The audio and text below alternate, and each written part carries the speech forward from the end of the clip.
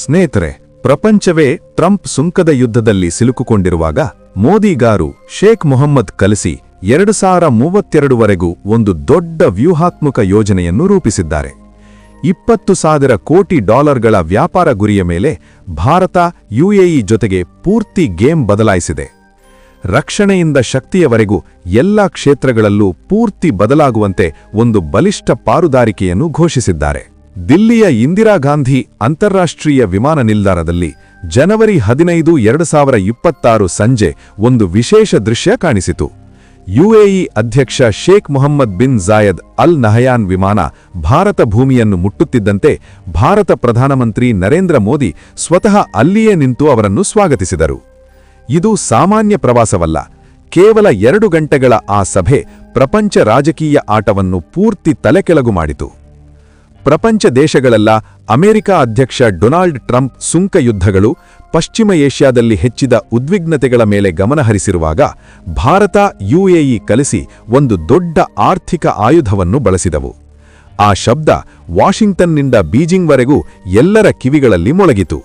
2032ವರೆಗೆ ದ್ವಿಪಕ್ಷೀಯ ವ್ಯಾಪಾರವನ್ನು 20,000 ಕೋಟಿ ಡಾಲರ್ಗಳಿಗೆ ತಲುಪಿಸಬೇಕೆಂಬ ಗಟ್ಟಿ ಸಂಕಲ್ಪ, ಶಕ್ತಿ ಭದ್ರತೆಯಿಂದ ರಕ್ಷಣಾ ಸಹಕಾರದವರೆಗೂ ಪ್ರತಿ ಕ್ಷೇತ್ರದಲ್ಲೂ ಬಲಪಡಿಸುವ ಘೋಷಣೆ, ಇವೆಲ್ಲ ಕೇವಲ 20 ನಿಮಿಷಗಳಲ್ಲೇ ನಡೆದವು. ಅಸಲು ಈ 2 ಗಂಟೆಗಳಲ್ಲಿ ಏನಾಯಿತು? ಏಕೆ ಪ್ರಧಾನಮಂತ್ರಿ ಮೋದಿ ಸ್ವತಃ ವಿಮಾನ ನಿಲ್ದಾಣಕ್ಕೆ ಹೋಗಿ ಯುಎಇ ಅಧ್ಯಕ್ಷರನ್ನು ಸ್ವಾಗತಿಸಿದರು? ಖಲೀಜ್ ಪ್ರದೇಶದಲ್ಲಿ ಭಾರತವನ್ನು ಅಜೇಯವನ್ನಾಗಿ ಮಾಡುತ್ತಿರುವ ಆ ವ್ಯೂಹ ಏನು? ಈ ಪಾಲುದಾರಿಕೆ ಚೈನಾ ಪಾಕಿಸ್ತಾನಕ್ಕೆ ಏಕೆ ಕೆಟ್ಟ ಕನಸುಗಳನ್ನು ಕೊಡುತ್ತಿದೆ? ಈ ಎಲ್ಲ ಪ್ರಶ್ನೆಗಳಿಗೆ ಉತ್ತರಗಳೆಲ್ಲ ಈ ವಿಡಿಯೋದಲ್ಲಿ ಹೇಳುತ್ತೇವೆ. ಹಾಗಾಗಿ ಕೊನೆಯವರೆಗೂ ನಿರ್ವಿಘ್ನವಾಗಿ ನೋಡಿ. ಈ ವಿಡಿಯೋಗೆ ಲೈಕ್ ಮಾಡಿ, ಶೇರ್ ಮಾಡಿ. ನಿಮ್ಮ ಅಭಿಪ್ರಾಯಗಳನ್ನು ಕಾಮೆಂಟ್ಗಳಲ್ಲಿ ನಿರ್ವಿಘ್ನವಾಗಿ ಬರೆಯಿರಿ. ಈಗ ಅರ್ಥ ಮಾಡಿಕೊಳ್ಳೋಣ ಆ 2 ಗಂಟೆಗಳ ಐತಿಹಾಸಿಕ ಪ್ರವಾಸದಲ್ಲಿ ಏನಾಯಿತು ಎಂದು. Sheikh Mohammed bin Zayed Al Nahyan UAE ಅಧ್ಯಕ್ಷರಾಗಿ ಜವಾಬ್ದಾರಿಗಳನ್ನು ತೆಗೆದುಕೊಂಡ ನಂತರ ಇದು ಭಾರತಕ್ಕೆ ಅವರ 3ನೇ ಅಧಿಕೃತ ಯಾತ್ರೆ.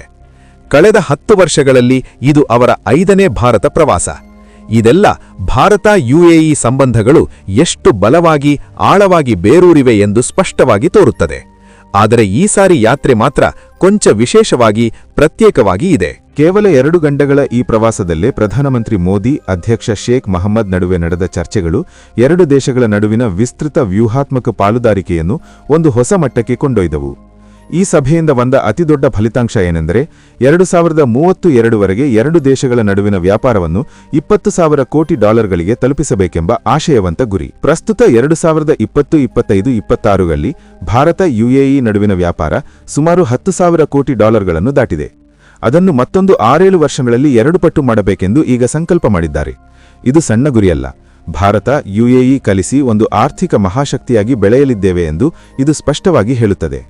ಈ ಸಭೆಯಲ್ಲಿ ಶಕ್ತಿ ಭದ್ರತೆ, ರಕ್ಷಣಾ ಸಹಕಾರ, ಪರಮಾಣು ಶಕ್ತಿ, ಕೃತ್ರಿಮ ಬುದ್ಧಿಮತ್ತೆ, ಹೊಸ ತಂತ್ರಜ್ಞಾನಗಳು, ಪ್ರಾಂತೀಯ ಭದ್ರತೆ ಮುಂತಾದ ವಿಷಯಗಳ ಮೇಲೆ ವಿವರವಾಗಿ ಚರ್ಚೆ ನಡೆಯಿತು. ಒಂದು ಪತ್ರ ವಿನಿಮಯವೂ ನಡೆಯಿತು. ಅದರಲ್ಲಿ ದ್ರವ ಸ್ವಾಭಾವಿಕ ಅನಿಲ ಅಂದರೆ ಎಲ್ಎನ್ಜಿ, ದೀರ್ಘಕಾಲಿಕ ಸರಬರಾಜಿಗೆ ಸಂಬಂಧಿಸಿದ ಒಪ್ಪಂದಗಳಿವೆ. ಭಾರತದ ಶಕ್ತಿ ಭದ್ರತೆಗೆ ಇದು ತುಂಬಾ ದೊಡ್ಡ ಸಹಾಯ.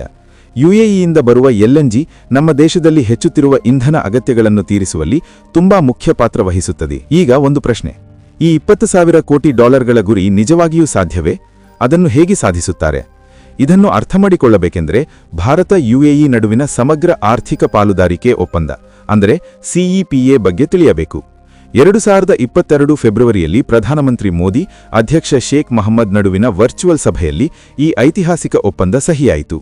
2022 ಮೇಯಿಂದ ಅಮಲಿಗೆ ಬಂದ ಈ ಒಪ್ಪಂದ 2 ದೇಶಗಳ ನಡುವಿನ ವ್ಯಾಪಾರವನ್ನು ಪೂರ್ತಿ ಬದಲಾಯಿಸಿತು. ಸಿಇಪಿಎ ಬರುವ ಮುನ್ನ 2020-21ರಲ್ಲಿ 2 ದೇಶಗಳ ನಡುವಿನ ವ್ಯಾಪಾರ ಕೇವಲ $43.3 ಬಿಲಿಯನ್ ಮಾತ್ರ. ಆದರೆ ಸಿಇಪಿಎ ಬಂದ ನಂತರ 2023-24ರಲ್ಲಿ ಅದು $83.7 ಬಿಲಿಯನ್ ತಲುಪಿತು, ಅಂದರೆ ಸುಮಾರು 2 ಪಟ್ಟು. ಈಗ 2025-26 ಆರ್ಥಿಕ ವರ್ಷದಲ್ಲಿ ಜನವರಿವರೆಗೆ $10 ಬಿಲಿಯನ್ ದಾಟಿದೆ. ಈ ಒಪ್ಪಂದದಿಂದ ಭಾರತದಿಂದ 90% ರಫ್ತುಗಳಿಗೆ ಯುಎಇಯಲ್ಲಿ ಸುಂಕವಿಲ್ಲದೆ ಪ್ರವೇಶ ದೊರೆಯುತ್ತದೆ. ಇದರ ಲಾಭ ಹೆಚ್ಚಾಗಿ ವಸ್ತ್ರಗಳು, ರತ್ನಗಳು, ಆಭರಣಗಳು, ಇಂಜಿನಿಯರಿಂಗ್ ವಸ್ತುಗಳು, ಔಷಧಗಳು, ಎಲೆಕ್ಟ್ರಾನಿಕ್ಸ್ ಮುಂತಾದ ಶ್ರಮ ಆಧಾರಿತ ಕ್ಷೇತ್ರಗಳಿಗೆ ಸಿಕ್ಕಿದೆ. ನಾನ್ ಆಯಿಲ್ ರಫ್ತುಗಳು ಸರಾಸರಿ 20.6% ಹೆಚ್ಚಿದವು. ಸ್ಮಾರ್ಟ್ಫೋನ್ ರಫ್ತುಗಳು ಒಂದು ದೊಡ್ಡ ಯಶಸ್ಸು. 2023-24ರಲ್ಲಿ $2.57 ಬಿಲಿಯನ್ ತಲುಪಿದವು. ಇದು ಮೇಕ್ ಇನ್ ಇಂಡಿಯಾ ಕಾರ್ಯಕ್ರಮಕ್ಕೆ ತುಂಬಾ ದೊಡ್ಡ ಗುರುತಿಸುವಿಕೆ. ಆದರೆ ಇದು ಕೇವಲ ವ್ಯಾಪಾರದ ಕಥೆ ಮಾತ್ರವಲ್ಲ, ಇದು ಒಂದು ಪೂರ್ತಿ ವ್ಯೂಹಾತ್ಮಕ ಪಾಲುದಾರಿಕೆಯ ಕಥೆ. ಭಾರತ-ಯುಎಇ ಸಂಬಂಧಗಳು ಇನ್ನು ಆರ್ಥಿಕ ಕ್ಷೇತ್ರಕ್ಕೆ ಮಾತ್ರ ಸೀಮಿತವಲ್ಲ.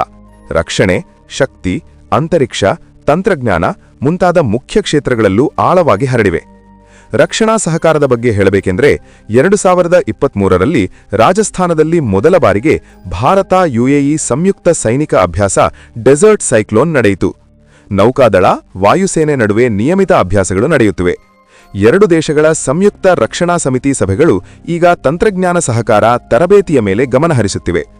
ಯುಎಇ ತನ್ನ ವಿಷನ್ 2030 ಅಡಿಯಲ್ಲಿ ಒಂದು ಪ್ರಾಂತೀಯ ತಂತ್ರಜ್ಞಾನ ಮತ್ತು ಭದ್ರತಾ ಕೇಂದ್ರವಾಗಿ ಬೆಳೆಯಲು ಬಯಸುತ್ತಿದೆ. ಭಾರತ ತನ್ನ ಹೆಚ್ಚುತ್ತಿರುವ ತಂತ್ರಜ್ಞಾನ ಮತ್ತು ರಫ್ತು ನೀತಿಗಳೊಂದಿಗೆ ಯುಎಇಗೆ ತುಂಬಾ ಸರಿಹೊಂದುವ ಪಾಲುದಾರನಾಗುತ್ತಿದೆ. ಶಕ್ತಿ ಕ್ಷೇತ್ರದಲ್ಲೂ ಈ ಪಾಲುದಾರಿಕೆ ಹೊಸ ಎತ್ತರಗಳನ್ನು ಮುಟ್ಟುತ್ತಿದೆ. 2024 ಸೆಪ್ಟೆಂಬರ್ನಲ್ಲಿ Abu Dhabi crown prince Sheikh Khalid bin Mohammed bin Zayed Al Nahyan ಭಾರತಕ್ಕೆ ಬಂದಾಗ ಕ್ರೂಡ್ ಆಯಿಲ್ ಸಂಗ್ರಹ, ದೀರ್ಘಕಾಲಿಕ ಎಲ್ಎನ್ಜಿ ಸರಬರಾಜು, ಸಿವಿಲ್ ಪರಮಾಣು ಶಕ್ತಿ ಸಹಕಾರದೊಂದಿಗೆ 4 ಮುಖ್ಯ ಒಪ್ಪಂದಗಳು ನಡೆದವು. ಯುಎಇ ಭಾರತದಲ್ಲಿ ಕ್ರೂಡ್ ಆಯಿಲ್ ಸಂಗ್ರಹಿಸುವ ಅವಕಾಶಗಳನ್ನು ಹುಡುಕಲು ತಮ್ಮ ಒಪ್ಪಂದಗಳನ್ನು ನವೀಕರಿಸಲು ಒಪ್ಪಿಕೊಂಡಿದೆ. Energy India, Indian oil Bharat petroleum joint venture ಮತ್ತು ಎಡಿಎನ್ಒಸಿ ನಡುವೆ ಅಬುಧಾಬಿ ಆನ್ಶೋರ್ ಬ್ಲಾಕ್ 1ಗೆ ಉತ್ಪಾದನಾ ಒಪ್ಪಂದ ನಡೆಯಿತು. ಇದು ಭಾರತದ ಕಂಪನಿ ಯುಎಇಯಲ್ಲಿ ಮಾಡುತ್ತಿರುವ ಮೊದಲ ಕೆಲಸ. ನಮ್ಮ ಶಕ್ತಿ ಭದ್ರತೆಗೆ ಇದು ತುಂಬಾ ಸಹಾಯ ಮಾಡುತ್ತದೆ. ಗುಜರಾತ್ನಲ್ಲಿ ಫುಡ್ ಪಾರ್ಕ್ ಸ್ಥಾಪಿಸಲು ಕೂಡ ಒಂದು ಒಪ್ಪಂದ ನಡೆಯಿತು. ಅದು 2025ರಲ್ಲಿ ಪ್ರಾರಂಭವಾಗಲಿದೆ.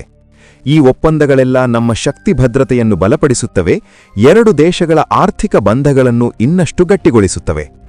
ಅಂತರಿಕ್ಷ ಕ್ಷೇತ್ರದಲ್ಲೂ ಸಹ ಸಹಕಾರ ಹೆಚ್ಚುತ್ತಿದೆ.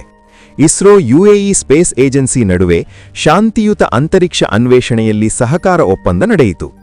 ಭಯೋತ್ಪಾದಕ ವಿರೋಧಿ ಕ್ರಮಗಳು, ಗುಪ್ತಚರ ಮಾಹಿತಿ ಹಂಚಿಕೆ, ಸಂಯುಕ್ತ ಅಭ್ಯಾಸಗಳು, ಡೆಸರ್ಟ್ ಸೈಕ್ಲೋನ್ ಮುಂತಾದವು ಇನ್ನಷ್ಟು ಬಲಗೊಂಡಿವೆ. ಆರ್ಥಿಕ ಕ್ಷೇತ್ರದಲ್ಲಿ 2 ದೇಶಗಳು ಸ್ಥಳೀಯ ಕರೆನ್ಸಿಯಲ್ಲಿ ವಹಿವಾಟು ವ್ಯವಸ್ಥೆಯನ್ನು ಪ್ರಾರಂಭಿಸಿದವು. ಭಾರತ ರೂಪಾಯಿ, ಯುಎಇ ದಿರ್ಹಂನೊಂದಿಗೆ ಕ್ರಾಸ್ ಬಾರ್ಡರ್ ವಹಿವಾಟುಗಳು ಹೆಚ್ಚುತ್ತಿವೆ.